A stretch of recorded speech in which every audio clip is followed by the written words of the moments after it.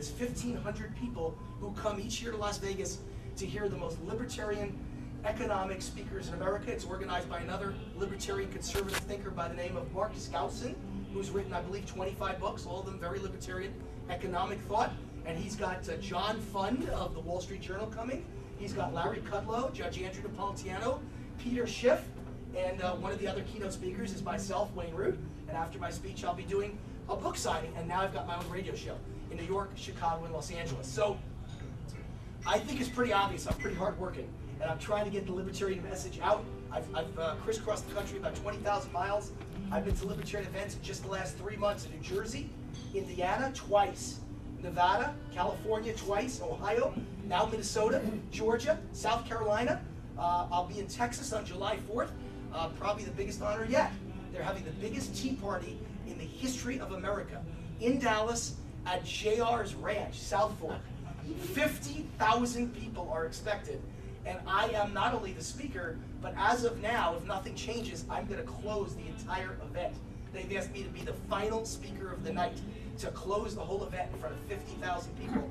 And I'll tell you what I decided to do. I got invited to address the Austin Tea Party and the Dallas Tea Party, and so I've got a friend who's got a private jet, and he's agreed to take me from Austin to Dallas. I'll be the only speaker in the country, in the United States of America, who's addressing 2 tea parties on the same day as the libertarian. So I think things are going in the right direction, ladies and gentlemen. I really do. And I hope up in Minnesota, if you attend in St. Louis, and I am in fact running for chairman of our party nationwide, I hope you'll support me, because if there's anything more that could be done in the media, I think it'll come when Wayne Root is on TV representing libertarians, and under my face it says National Chairman, Libertarian Party. If I don't decide to run for chairman, I hope you'll be at the national convention in 2012 and support me for president. Because I'm telling you, we all think the same way, we all believe in the same things. So when people ask me, why hasn't the party gone anywhere? Why haven't we elected anyone, not only for president, but how about governor? How about senator? How about congressman? My answer is, you know, years ago, my hero Barry Goldwater ran and he lost in a landslide. But he wasn't a dynamic speaker. He didn't present the message in a great way. And 16 years later, who came along but Ronald Reagan, who people laughed at? Kind of reminds me of a son of a butcher. Kind of reminds me of a Las Vegas odds maker. Ronald Reagan was a B-movie actor from Hollywood. Who would imagine him as your president of the United States? But he gave a great presentation, had a funny presentation, told funny jokes and great stories, and next thing you know, he wins 2 landslides with the same philosophy that Barry Goldwater lost the landslide. And guess who came along on the liberal side? A guy named Barack Obama. Same philosophy as a socialist named George McGovern. McGovern lost in a landslide, but Obama knew how to present it in a friendly way, with a nice smile, with a great story. Next thing you know, as I predicted, he's president of the United States. Ladies and gentlemen, whether libertarians like it or not, because we're a very cerebral group, we're a very intellectual group. We tend to be populated by professors and engineers, and not salesmen. Whether you like it or not, the guy who becomes president, or the gal who becomes president, is the best salesperson. It's the person who's the best messenger of that message. And I think I am today the best messenger in this country for a libertarian message. I think that's important. Or as the media has called me, I'm Ron Paul, younger on steroids. I like to think I'm a combination of Barry Goldwater, Ron Paul, and Ronald Reagan, younger on steroids. I want to tell you a few of the things I talk about when I'm on radio shows, because I think it's important for libertarians to understand what kind of messages work, what kind of messages ring through. One of them is about the message I touched on earlier, Nevada versus California. Let me tell you a little bit more about it. Not only does Nevada have economic freedom, not only does Nevada have personal freedom, not only do we have no taxes, not only do we welcome guns, not only do we believe in the Constitution, not only do we believe in personal responsibility, self-reliance, and rugged individualism, we're a Wild West frontier state, we also have the fewest government employees per capita in the nation. We also are a right-to-work state, meaning non-union. We also tax sin. Now, I'm a guy who hates taxes, but if you're going to tax anything, I think you legalize things called sin, and you let the government tax it, because that means that's a tax that's voluntary. It's not government telling you make money, we're taking your money away from you. If you don't want to pay sin tax, then don't go to a casino, then don't play lottery, then don't play online poker. Or in the case of Nevada, how many of you know? We have legalized prostitution.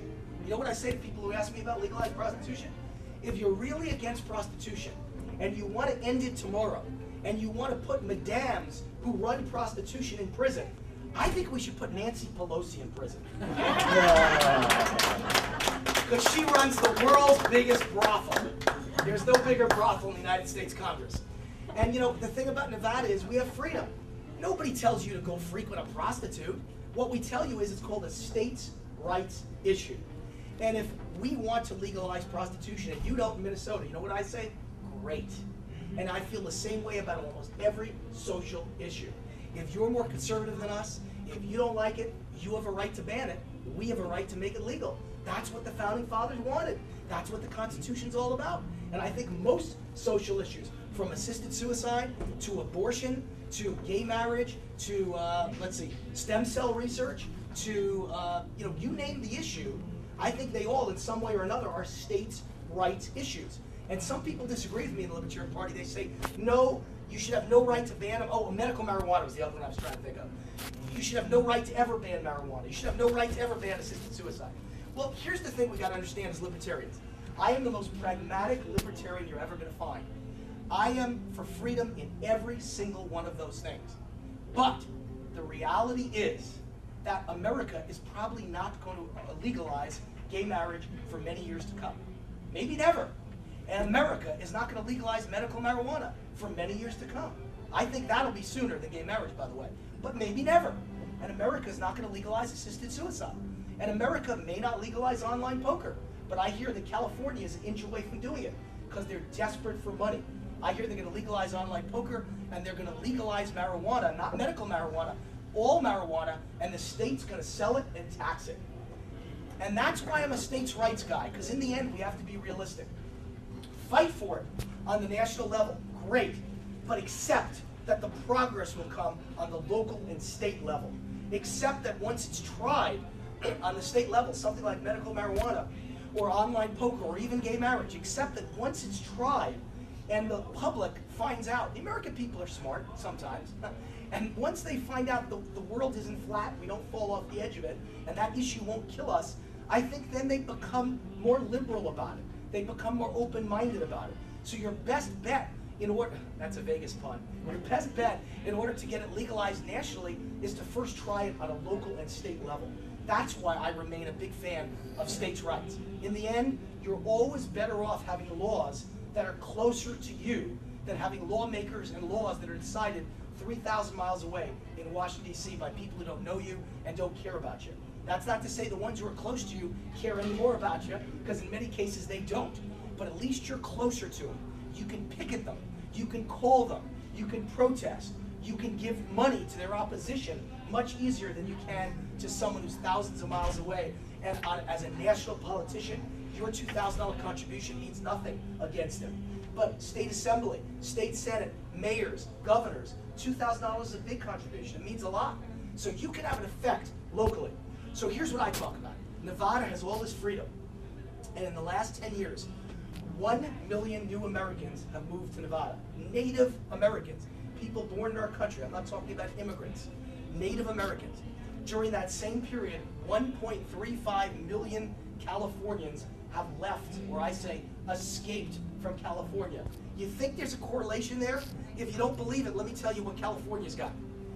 The highest number of government employees in the country, the highest paid government employees in the country, the most powerful government employee unions in the country, the highest paid teachers in the United States of America, with the second to last results in all of America, proving once and for all that pay has nothing to do with results, zero. They've got the highest taxes in America on a state level. They've got the most spending in America.